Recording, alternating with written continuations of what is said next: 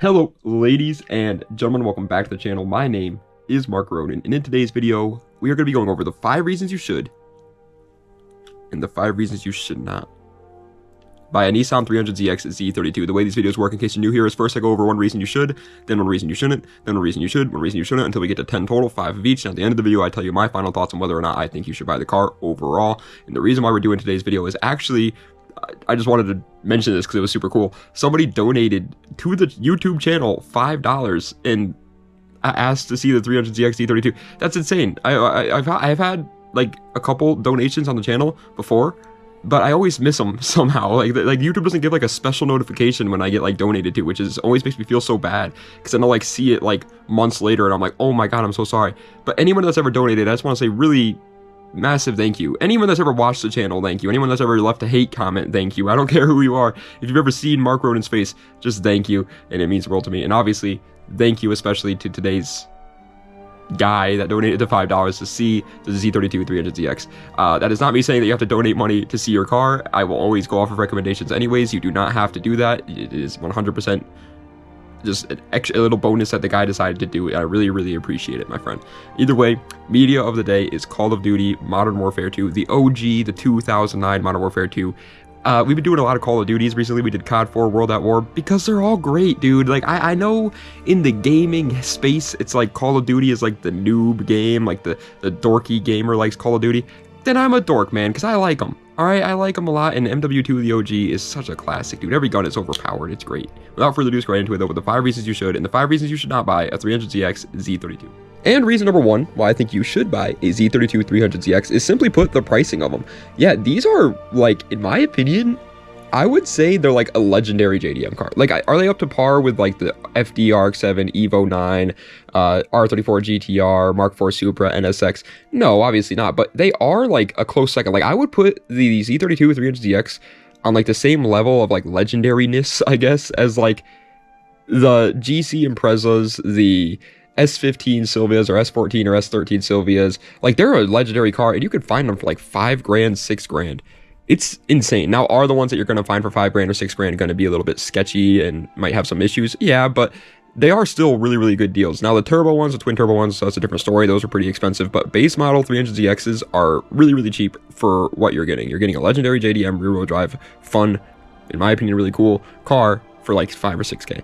However, let's address the elephant in the room. It's a very known stereotype that the reason number 1 why I think you should not buy a Z32 is the fact that they are a pain to work on. The reason, mainly for the motor, obviously. I don't know too much about like suspension work or transmission work. Transmission work is just like dark magic to me personally, but I don't know about that stuff. But I do know that the engine it's a 3-liter V6, but it's just like crammed into a very tight engine bay. So getting to the side of the Z32 engine, which is called a VG30, is a nightmare. Everyone that's ever worked on one will tell you that they're not fun to work on. The Z31s were somehow even worse. I don't even want to even look at a Z31 engine bay ever in my life. If I can avoid that, I will. But the Z32 was also not that great. It's just apparently a nightmare to work on. It's not a beginner-friendly car to learn how to work on or something like that, because it's going to be really annoying to try and get to the side of the motor. But reason number 2 why I think you should buy a Nissan 300ZX Z32 is simply put the looks. And this is also kind of like a little honorable mention here, the fact that they came with a target top. I don't care what anyone says, dude, target tops are one of the coolest like body styles of car out there, period. They're always just so cool. It's just such a sick design. I love it. But no, the looks, in my opinion, are absolutely beautiful. Now, this is obviously personal opinion. There could be somebody out there that's like, I don't like the looks of a Z32 300ZX. But my dad, y'all already know the Mark Roden dad lore. He's a big muscle car guy. 60s, 70s muscle cars, that's what he loves. He hates my Japanese cars. Every time I bring him up to him, he makes fun of me for him. But even he has admitted that the 300ZX Z32 is a beautiful looking car. I feel like everyone kind of agrees with that. Like, it is just a really gorgeous car. Sure, if you don't like it, then obviously this doesn't apply for you. I'm sorry. But I think 99% of people watching this video are going to agree that the Z32 is just beautiful. However, reason number 2 why I think you should not buy a 300ZX, I kind of mentioned this a little bit earlier, but it's the fact that they're old. These cars are, at this point, 30 years old, which is insane to say and very sad to say, honestly. But because of that, they're going to have some hidden problems just due to age. It's not the car's fault. This happens to every single car after 30 years. It doesn't matter what car you're buying. it's gonna start to show its age. Things like rust, things like electronics failing, things like bushings cracking, seals cracking, they're gonna happen, especially with like if you buy like a Target top one. Like, yikes, you know, it's such a cool car, but it's gonna have some problems. The interior is gonna be ripped or cracked or whatever. They're not like end it all problems where it's like, oh my god, I'm not buying that car, but it's just all these little problems that start to pile up and start to maybe make the ownership of a 300ZX a little bit more stressful and not as relaxing or comfortable as you may want it to be. But reason number 3 why I think you should buy a 300ZX is the aftermarket support. Yeah, they're not, so we'll talk about like the tuning potential in a little bit here, but they're not, the VG30 wasn't the best motor out there to like build power on. I don't think anyone's going to argue with me on that. They're just not incredible motors to build power, but that doesn't stop companies from making parts for them. Everyone and their mother that bought a 300ZX wanted to modify it because it's a Fairlady Z. Every Fairlady Z gets modified to the moon and back. And so there are millions upon millions of companies out there building parts for a 300ZX Z32 for all kinds of different price ranges, all kinds of different builds that you want to go for. It's not like you're going to have to do a bunch of fabrication work to get the build that you want to do. Like if you were to buy like a, I don't know, like a first gen Viper or something, for example. You know, there's tons of companies making aftermarket parts for a 300ZX Z32. So building up your 300ZX, which let's face it, if you're watching this video, you're probably going to build it up, is going to be a little bit a lot more fun than like a regular car. That's Japanese cars specialty though, dude. JDM cars, it's just so fun to build them because there's so many options. You really can make them your own. They're like Jeeps. Reason number 3 why I think you should not buy a 300ZX is pretty obvious for, like, again, 90% of the people watching today's video, but just in case you, for some reason, thought differently, it's the space. Yeah, the space, whether it's cabin or cargo space, is obviously miserable. There's not a lot of legroom, not a lot of headroom. They do have back seats. They have 2+2 300ZXs. Good luck actually sitting somebody back there besides, like, Tyrion from Game of Thrones. There's no way in hell you're fitting anyone in the back seat, so those might as well not even exist. The storage space in the trunk, it might as well not exist either, and your head and leg room is obviously going to be a little bit less than you would want it to be. Again, obviously most people understand this. It's a sports car. It's a 90s sports car nonetheless too, and it's a Japanese 90s sports car, so obviously it's going to be pretty small. But if in case you were like thinking that you would be comfortable driving this thing as like a 6-foot tall guy, sorry to break the news to you. However, reason number 4 why I think you should buy a 300ZX is that the stock performance of this car is actually better than you would think, and it's a rear-wheel drive manual car. Again, I've said this in every single one of these videos, I say it all the time, but obviously what you like in terms of drivetrains is 100% up to you, but I think the vast majority of car guys will agree that the best combination you could ask for is a rear-wheel drive and a manual transmission. It's just the most fun to drive out there. It's just, you get to really like control the car. Everyone likes oversteer, no one likes understeer. It's just how it is. And this car is offered with that, a rear-wheel drive with a manual transmission, which is obviously going to be a whole lot of fun, but also the stock performance isn't bad. Now, if you get the twin-turbo one, it's really good, actually, but even the base models have 220 horsepower in a relatively lightweight car. Now, it's not as lightweight as other 90s JDM cars, but it is still lighter than like a freaking SUV or crossover freaking RAV4 or something, obviously. So you can have a lot of fun in your 300ZX bone stock, which is not easy to say for 90s JDM cars. A lot of the times, in order for a 90s JDM car to be fun, like for example my Integra, it's not a bad car if you're really pushing it hard in the twisties, but if you want that car to be truly fun, you kind of have to turbo it to give it some more power, unfortunately.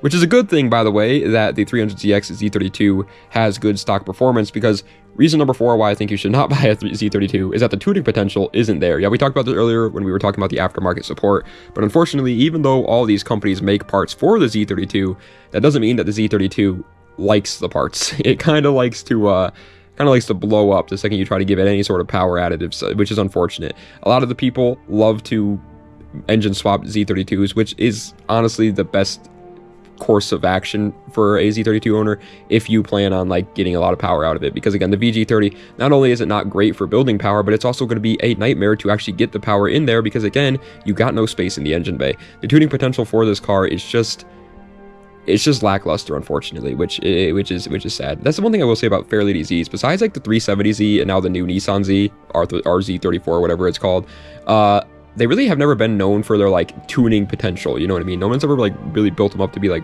insane race cars off their stock motors. However, reason number 5, and the final reason for today's video, but not obviously the final reason altogether, just the final reason for today's video, why I think you should buy a Z32 is the fact that they are, in my opinion, an incredible investment. I don't see how I don't see a world where, like, if you bought a Z32 today and you took really good care of it, let's say you bought one for like 7 grand, okay? It's got relatively low miles. Let's say it's got like 80,000, 90,000 miles, but it's got a couple of problems when you first buy it. Maybe the paint's fading, the interior is ripped, it looks like a piece of crap, whatever. And then you buy it, you fix it up, spend like $1,000, $2,000 on like making the car look prettier again, and then you just enjoy it for a couple of years and then sell it. I can't picture a world where you would lose money on that car. As long as you take good care of it, don't let it rust, don't let any of the other problems rear their ugly head, and maintain the car. They're going to do nothing but go up in price, is what I'm trying to say. These cars are very popular cars. Everyone loves them, and I think more people are going to start to want to buy them even more than they already do. So I think it's a good investment. However, reason number 5 why I think you should not buy a 300ZX Z32, and the final reason for today's video on why you shouldn't buy it, obviously, again, not the final reason altogether, just the final reason for today's video, is the reliability is questionable at best. Yeah, I kind of saved this for last because, again, it sucks because it's not like the VG30 was a good motor. Like, let's just put it out there. The VG30 was a good motor. It was a reliable motor. It was for a V6 especially, like, it was a very reliable motor, very decent. It's just that nowadays it's unreliable because, again, the car is 30 years old. So it really is, it is a tough one because it's like, are you buying one that was maintained, you know, by a 60, 70-year-old man its entire life, and it's in good condition? Well, then you probably don't have to worry about the reliability of the motor. It's probably fine. But if you're buying one that kind of got neglected, kind of got thrown to the side, is almost like a barn find, maybe it was sitting in some guy's yard for 8 years, it's gonna show that, and it's gonna have some reliability issues, which is just obviously never fun, especially when considering the car is such a pain to work on. So my final thoughts though, do I think that you should buy a Nissan 300ZX?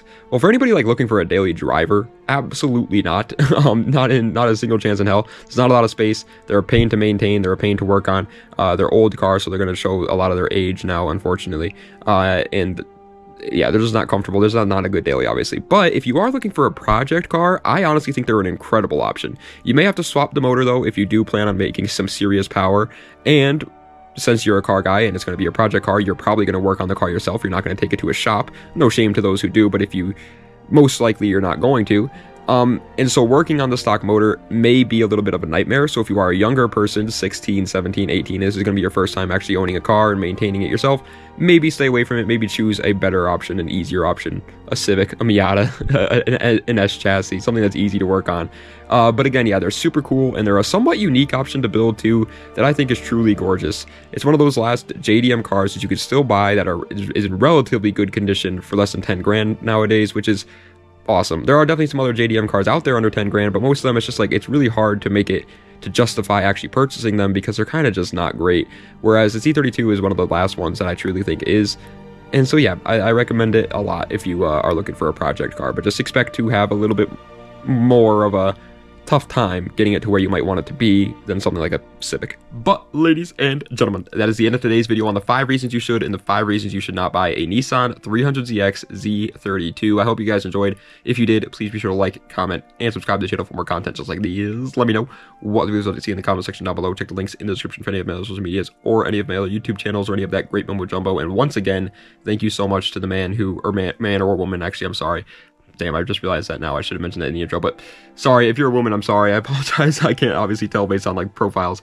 The man or woman who decided to donate me $5.